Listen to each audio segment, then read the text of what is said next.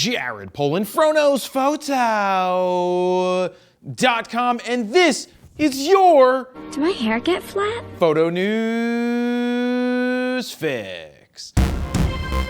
This fix is brought to you by Squarespace. I've been using Squarespace for JaredPolin.com for more than 10 years now just because it's easy, simple, which is the same thing as easy, affordable, and easy. You can literally set up a site in 30 minutes or less and be good to go with your own online portfolio. To get your 14-day free trial, head on over to squarespace.com/FroKnowsPhoto. If you decide that it's for you, use the code FroKnowsPhoto at checkout to get 10% off your first order. First up, are you a film photographer who likes to tell people how amazing film quality is by having your negatives developed by someone else, then posting scans of those negatives on Instagram and never actually touching a darkroom to do any of the work yourself? Question mark? I developed them myself in my darkroom. Yeah, I'm talking to you. Oh, talking to me? Yeah. Oh, yeah? You.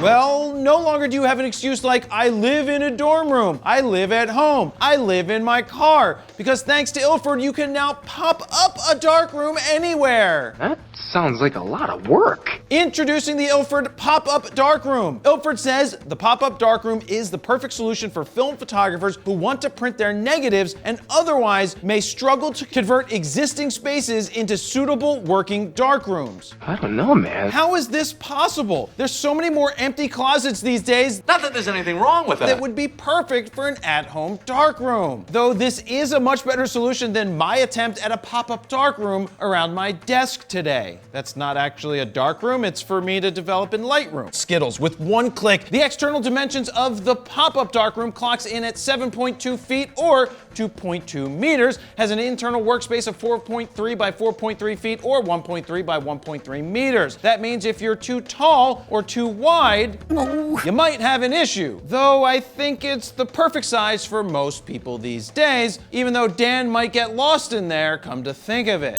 Now, since this is a dark room and cannot let light in, is anyone else thinking what I'm thinking? Uh-oh. How do you breathe? Did you fart? Great question. The answer to that is there's a built-in air vent at the base which allows you to attach a fan blower, and near the top you can attach a vent to let exhaust air out. When folded down, everything fits into this nice duffel bag and weighs in at only 17.5 pounds or 8 kilos of cocaine. So what does it cost? Because I'm gonna order two. 13.5 a key. 13.5? According to Digital Camera World, it will sell for $265, or you could just get back in the closet because it's a lot cheaper, or is it?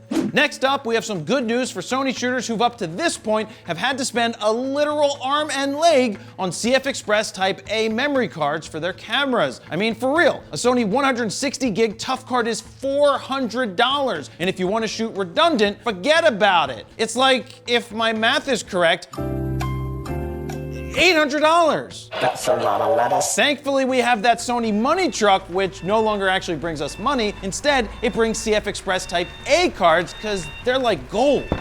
The good news is that Prograde Digital, who makes the cards that we use quite often here in the studio, has just announced Type A Cobalt CF Express A cards that are capable of read speeds up to 800 megabytes a second and write speeds of 700. Now, this is not as fast as CF Express Type A, but still super fast and much smaller. Right now, very few cameras take CF Express Type A cards, and what's even funnier is that Sony originally came up with XQD cards and basically never put it into any of their cameras, but they're pretty much the first to put in Type A into their pro level and consumer cameras. Prograde was nice enough to let us know that they sent us out one of these new cards as well as a card reader, and as soon as we get it in the mail and Postman Fro brings it to me, and I sniff it and I give it a blowy, a wind tunnel test, I will tell you what I think. So if you're in the market for some new Type A cards, you'll be happy to know that Prograde's 160 gigabyte cards are $70 less than Sony's, and it's available right meow. Meow. And finally, we have two stories about Canon, aka the suppliers of the money truck. Last week, we skipped the news of the two new RF lenses because of the announcement of the R3. This week, let me fill you in on those two new lenses lenses, introducing the RF 16mm f2.8 and the 100mm f5.6 to f8 IS-USM. The 16-2.8 is super compact, light, and affordable at only $299. But something seems a little fishy about this one. It's a 16mm, which generally speaking isn't a go-to range on a full-frame sensor. Could this be a precursor to a new crop sensor RF camera body? No. Oh, right. Well, thanks for the correction, Norm. Canon says this is a great lens for landscape, architecture, vlogging, or even using it in your house as a webcam lens when you're using the Canon Connect app or whatever the hell their app is called. Now that actually makes perfect sense. The second lens introduced is the 100-400, which is a great range for parents trying to capture their kids